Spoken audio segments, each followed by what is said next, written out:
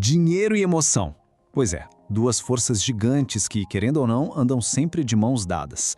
Vamos entender juntos como é que sentimentos, muitas vezes de um jeito que a gente nem se dá conta, acabam ditando, bem, silenciosamente, as nossas escolhas financeiras.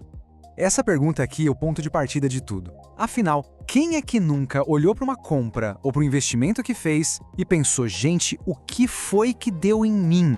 Existia todo um plano, uma lógica, mas na hora H parece que outra coisa assumiu o volante. É essa sensação, essa falta de lógica que a gente vai desvendar agora. Essa desconexão entre o pensar e o fazer é tão, mas tão comum que a gente pode chamar de piloto automático financeiro.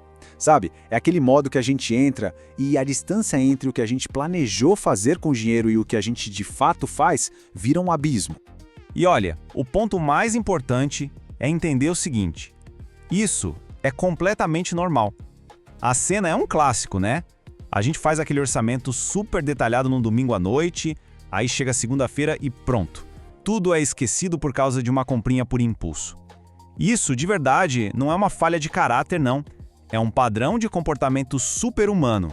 Certo, então se não é o nosso lado lógico que está no comando o tempo todo, quem é que está? Vamos tentar descobrir agora que motor oculto é esse que, vira e mexe, assume o controle da nossa vida financeira sem pedir licença. A verdade é que a grande maioria das nossas escolhas com dinheiro não nasce de uma análise fria, calculista, de planilha. Elas vêm de um lugar muito mais rápido, muito mais instintivo e, como a gente vai ver, surpreendentemente mais poderoso do que a nossa lógica. Para a gente entender isso, imagine uma corrida entre a tartaruga e a lebre. A gente tem o cérebro racional, ele é a nossa tartaruga, lento, cuidadoso, analítico. E do outro lado a gente tem o cérebro emocional, que é a lebre, super rápido, instintivo, reativo. Em qualquer decisão financeira, adivinha quem sempre larga na frente? Pois é, o emocional. E isso tem um nome: viés emocional. É essa tendência que os nossos sentimentos têm de, digamos, colorir o nosso julgamento e guiar nossas ações. E o mais importante, isso acontece no automático. Muitas vezes, antes mesmo que a nossa mente racional tenha tempo de falar: opa, peraí, vamos com calma.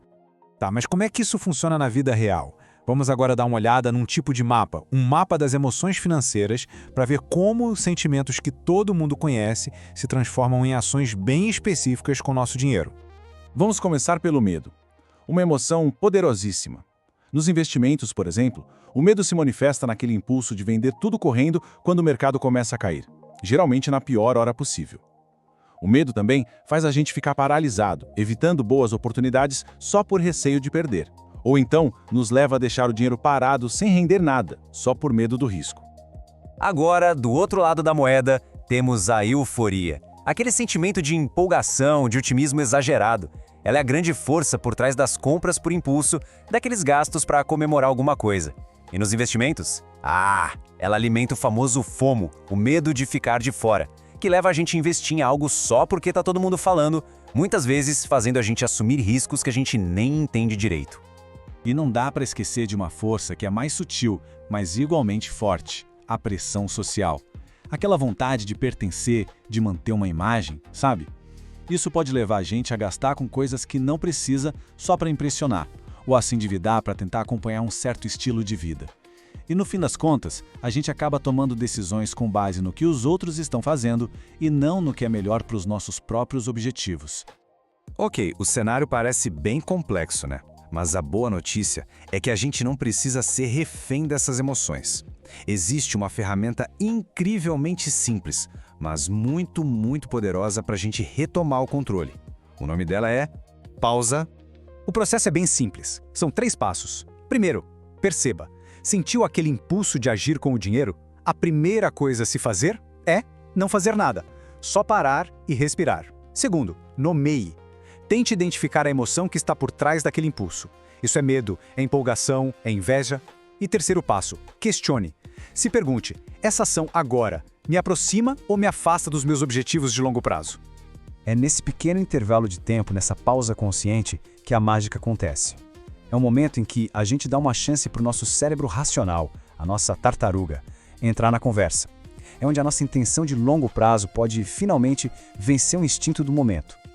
E no fim das contas, tudo isso nos leva a uma nova maneira de enxergar as coisas. entender a própria relação com o dinheiro é, no fundo, uma jornada de autoconhecimento. E essa ideia resume perfeitamente o que a gente conversou.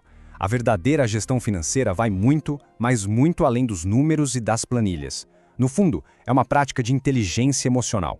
Dominar as finanças significa, antes de mais nada, aprender a se entender e a gerenciar os próprios sentimentos. E assim, fica uma reflexão final. Qual emoção vai guiar sua próxima decisão financeira? Porque, no final das contas, só o fato de ter a consciência da emoção que está ali, no comando, já é o primeiro e talvez o mais importante passo para garantir que a escolha seja de verdade uma escolha intencional.